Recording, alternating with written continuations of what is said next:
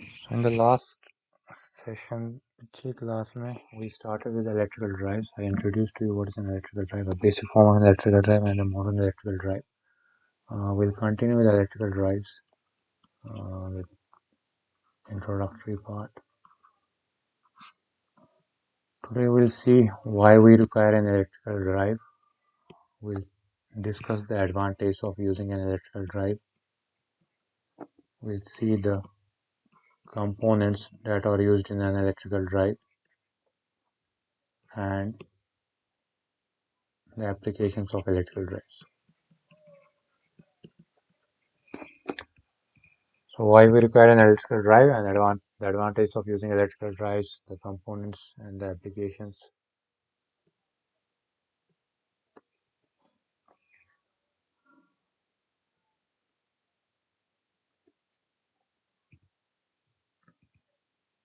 So the first question is why we use an electrical drive.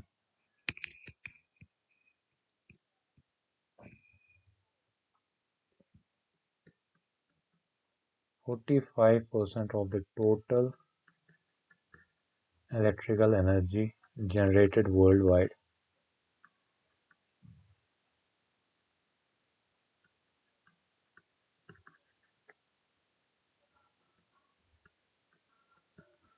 almost 45% of the total electrical energy that is generated worldwide is consumed by electrical drives only. So that actually signifies how important the drives are. That actually signifies the numerous applications in which drives are being used. Almost 45% of the total electrical energy is only consumed by electrical drives. These applications can vary from cars. In cars, we use electrical drives nowadays, electrical vehicles. We use electrical drives in residential applications, in commercial applications, in industrial applications. There are a number of applications, some of which we'll see to it later in the session today. So, why electrical drive study is important? It is for the fact that almost 45% of the electrical energy generated worldwide is only consumed by drives. So we need to understand the balance uh, of these drives, how they impact the electrical energy consumption, how they impact the energy scenario of the world, how how we can make these systems better, how we can improve the efficiency of these drives so that the generation can be improved, so that our application for that electrical energy can be utilized somewhere else. So the study of these drives is important so that we can analyze the behavior of these drives, so that we can understand their efficiency pattern, their power loss patterns, their torque speed characteristics, and we can improve them to make to reduce the electrical energy consumption, also to improve their efficiency, and uh, also to basically make sure that our drives are used properly in the application they are meant for.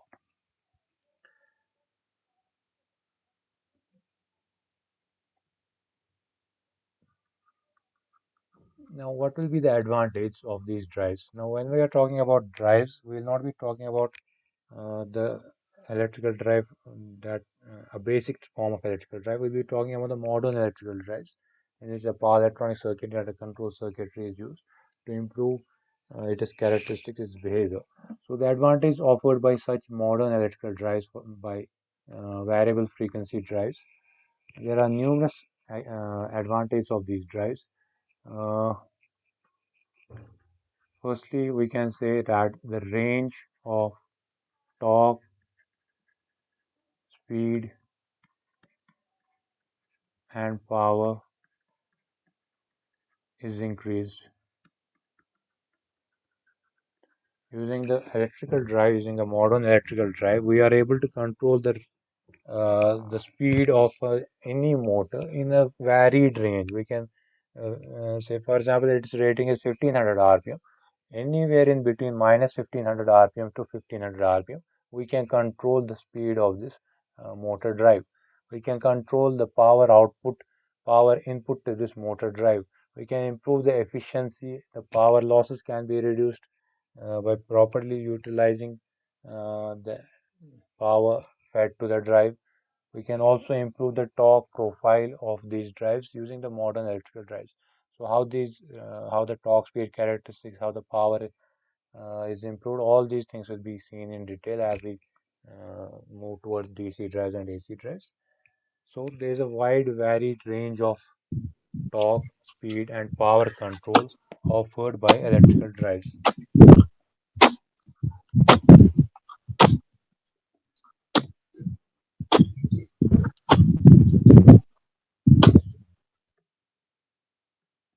Secondly, electrical drive is independent of the environment. Uh, the environment in which the drive is being utilized. We try to using these modern electrical drives. We are trying to make sure that the impact of the environmental conditions of the motor drive is reduced. These modern drives take care of uh, those parameters as well. Say, for example, how a temperature affects the performance of a drive. We take care of that. We see to it how the temperature varies and accordingly make sure to optimize our drive properties so that maximum power output is possible from the motor drive. There is maximum efficiency even though the temperature in the environment affects the drive.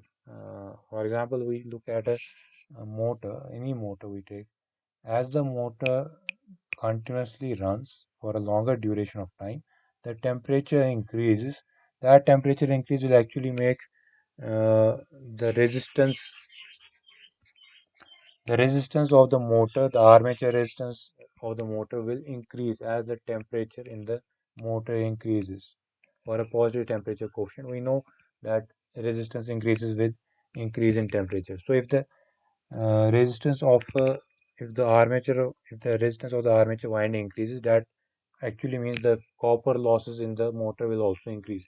Now, this temperature can also be externally, that there might be some factor in which the external temperature will cause the rotor resistance, the armature resistance to increase. So how we can take care of that? That also is possible in the modern electrical drives using intelligent control schemes that are offered today. We are able to if we are able to provide an environment to the motor drive that it is that maximum efficiency is obtained from the motor drive irrespective of the environment it is working in. Thirdly, we can say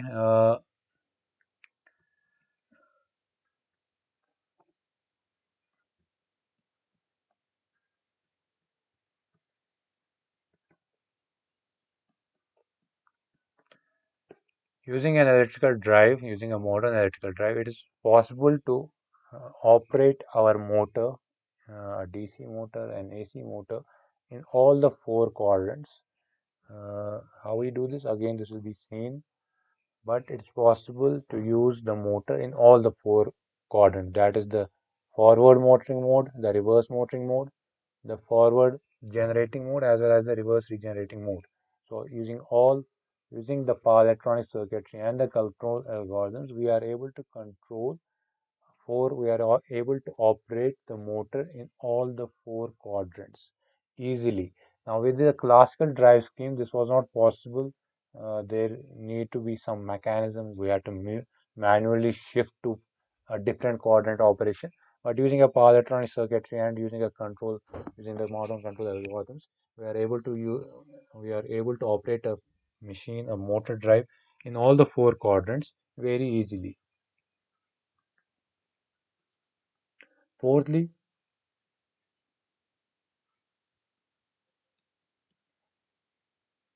starting of drives is easier. We know that direct online starting of motors is not advisable.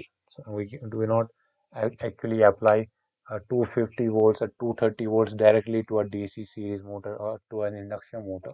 We use some starting mechanism to gradually increase the voltage input feeding these motors. Now, using these modern variable frequency drives, starting out drives has become much more easier. We can easily start the electrical drive without.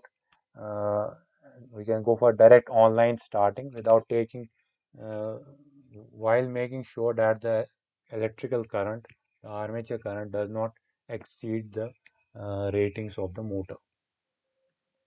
As such, because of all these factors, the efficiency of the motor drive has increased. So these are actually the advantages of that a modern variable frequency drive offers over a classical electrical drive, wherein we had a limited range of control over the motor's torque or speed. Now, using the modern control drives, the range of torque, speed, and power control has increased. It has become independent of the environment it's working in.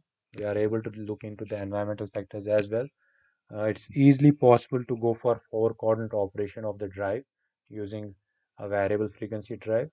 The starting of the drive, by starting of the drive, I mean the direct online starting of the motors is possible, and it's easier while making sure that the armature current does not exceed the ratings of the ratings of the armature. The current ratings are not exceeded, and because of all these factors, the efficiency of the motor drive, the power losses in the uh, system have reduced.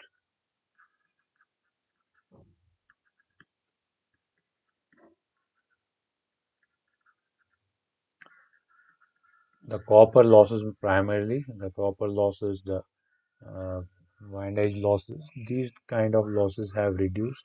That that make sure that the efficiency of these motor drives has improved. So these are the advantages offered by the modern variable frequency drives over a classical drive scheme or a classical speed control methods. Now moving on to the components of electrical drives.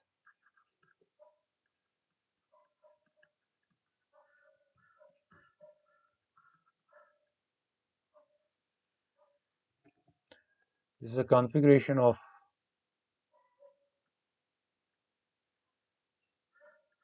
an electrical drive. We have a reference value,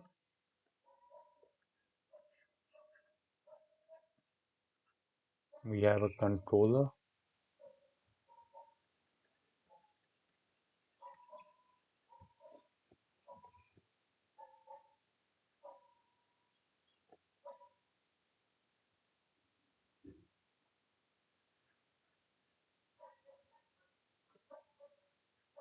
we will have an actuator, a modulator plus actuator. I'll write here.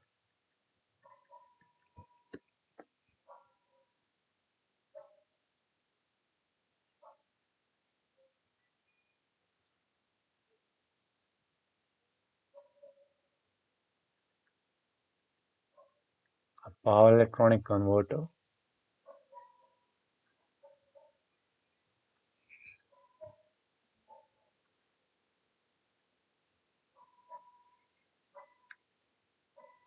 that's feeding our motor, and from the motor using sensors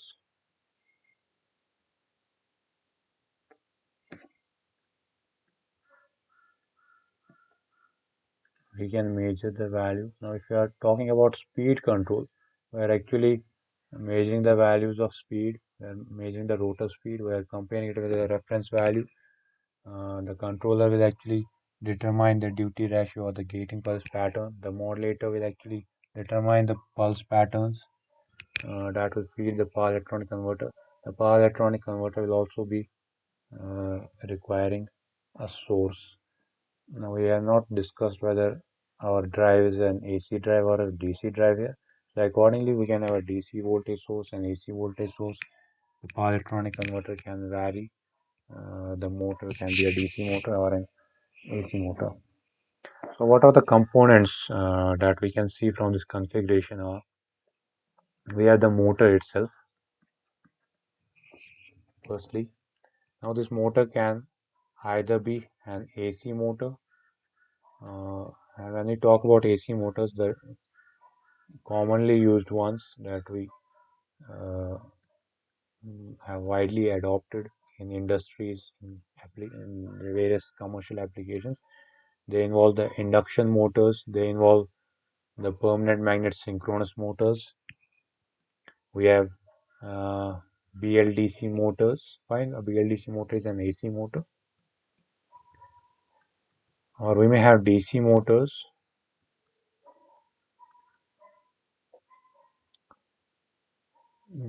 Simply talking about DC motors, we can have a separately excited DC motor, a shunt DC motor, or a series DC motor.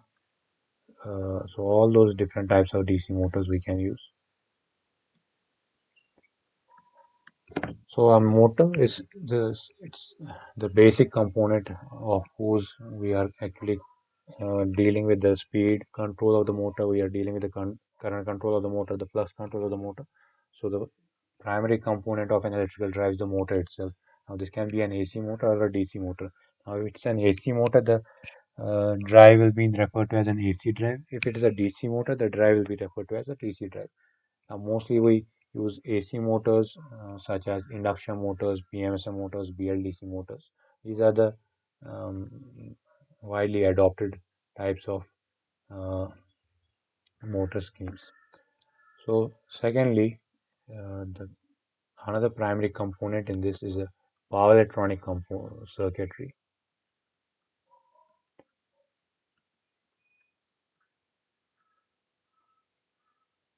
Power electronic component.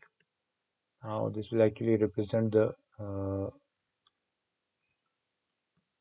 electronic devices, power electronic uh, circuitries that we have already studied, such as the rectifiers, uh, choppers.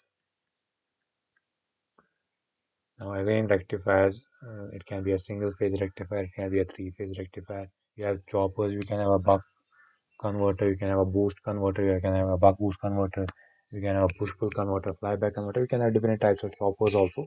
Fine. So we can use rectifiers and choppers for DC motor control because the output of these is a DC voltage, or we can use inverters.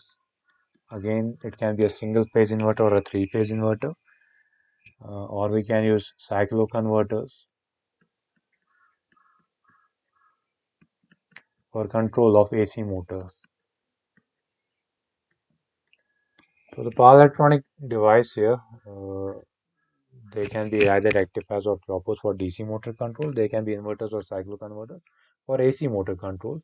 And the job of the power electronic converter, it will be to provide the required amount of power that the motor will require to maintain the torque speed characteristics as desired.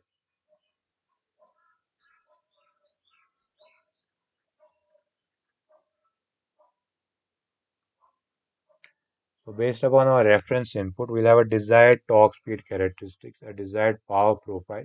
So the power electronic converter, based upon whatever information it is being fed with, it will provide that much amount of power that will help us, uh, that will generate the required or the desired torque speed characteristics of the drive.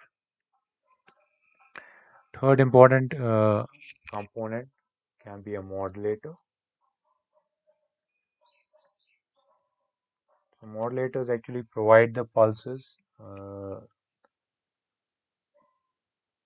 modulator, a driver, or an actuator, whatever we want to call it, it will provide the pulses to the power electronic converter. Now, based upon the pulse pattern, the power electronic converter will actually decide how much power to provide to the motor. Now, these pulse patterns will actually be decided by the control algorithms. So the modulator here actually will provide the pulses. These pulses will determine how much amount of power the power electronic converter has to feed to the motor. Now we can use different kind of modulation schemes, uh, some of which you might have studied. We have the PWM, the pulse width modulation scheme, the SPWM, the space vector pulse width modulation schemes. We have the hysteresis current controller. Fine. We have different kind of modulation schemes. The modulator will actually, it can be a digital circuitry that will provide the pulses, the pattern of pulses to the power electronic converter that will decide the power output from the power electronic converter.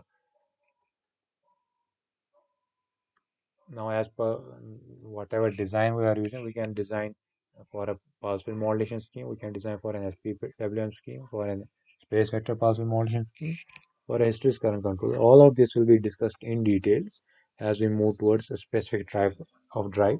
We are just highlighting what are the components and what are the basic functions of these components. So we have the machine itself, we have the power electronic component, the power electronic circuitry, we have a modulator, and another component is a controller. Fine. So the controllers will feed the power modulator what the information based upon which it will decide the pulses. Now this controller will actually decide the uh, manipulated variable. Controllers always give the manipulated variable. That manipulated variable will go into the modulator. The modulator using that manipulated variable will decide the pulse pattern to be fed to the power electronic converter. So this controller, there can be a number of controllers that we use that have been discussed in literature that include the intelligent control schemes,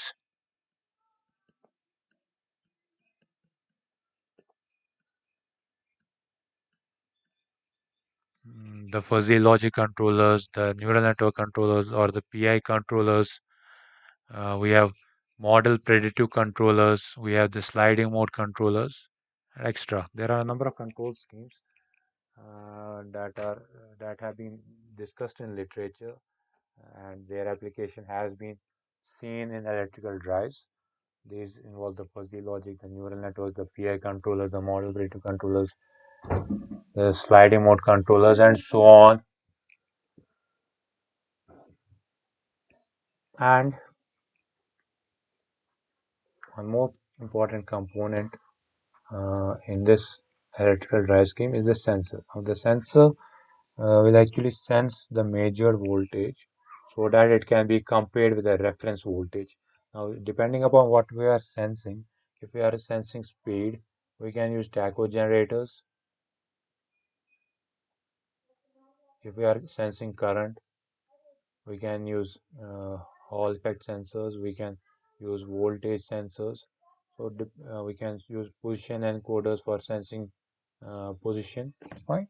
So depending upon what we are actually controlling, if we are controlling the speed of electrical motor, we want to measure the value of speed first to compare it with the reference value. So for that we need a tacho generator. If we are sensing current, we'll be using current sensors. If we are sensing voltage, we'll be requiring voltage sensors.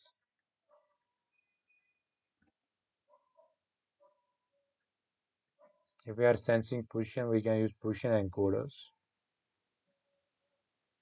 So these are 5 components that we have discussed here. Uh,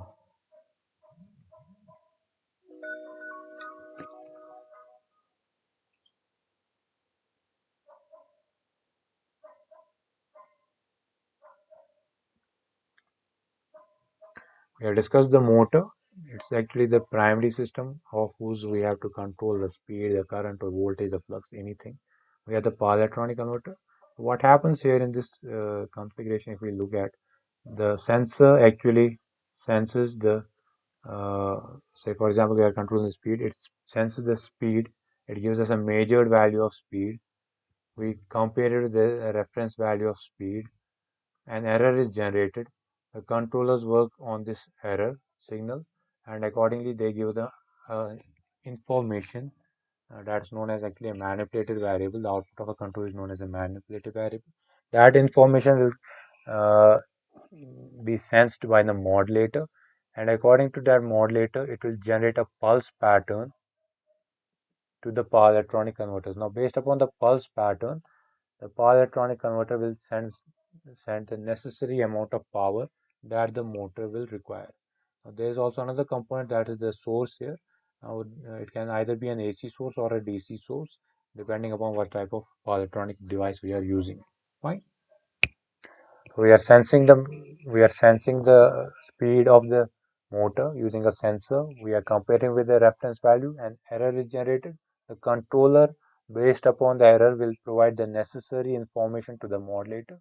The modulator will decide the pulse patterns to the power electronic converter, and the power electronic converter, depending upon as per the information it receives in the form of pulses, it will provide that much amount of power to be fed to the motor that will actually maintain the speed of the motor at the desired reference value. So these are different components of any electrical drive. Now, as we move to DC drives or AC drives, uh, there may be some additional components that we have to study, and we have to study the particular type of component that will be used in that particular type of drive.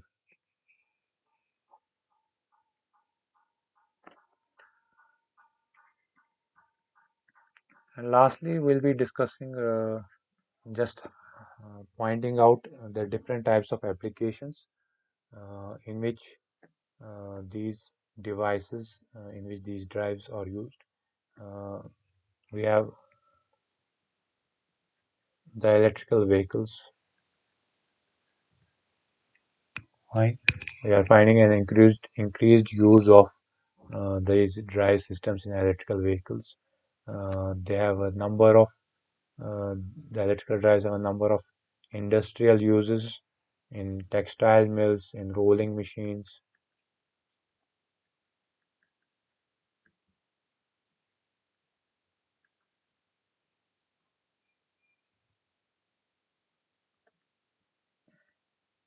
Textiles, rolling mills, paper printing press. Right?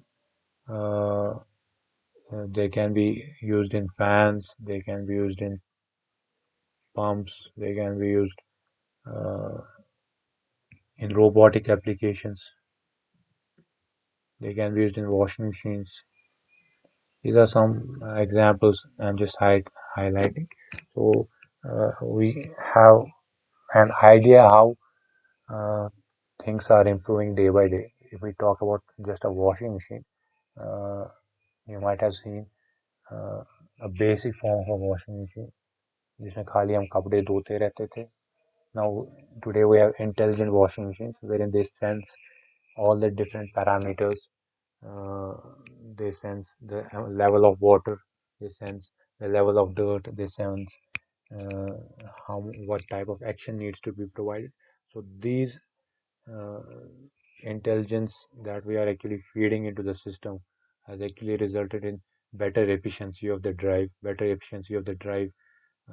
and that actually means lesser power losses.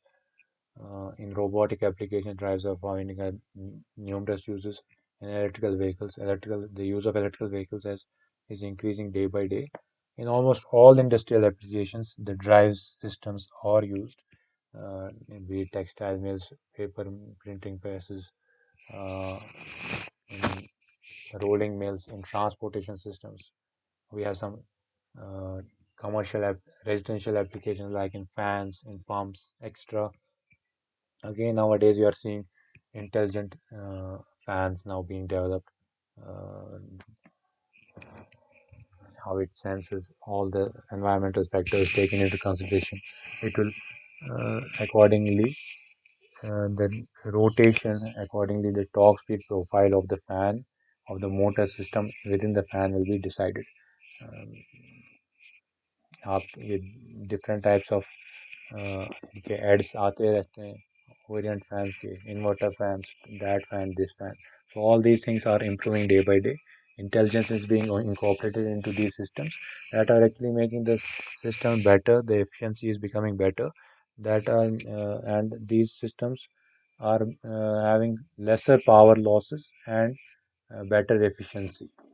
So the electrical energy that's being consumed by these drives is being reduced. So as I already pointed out to you, that 45% of the electrical energy is being used by electrical drives only worldwide. So just imagine how much Can we save on this electrical energy by improving the efficiency of these drive schemes?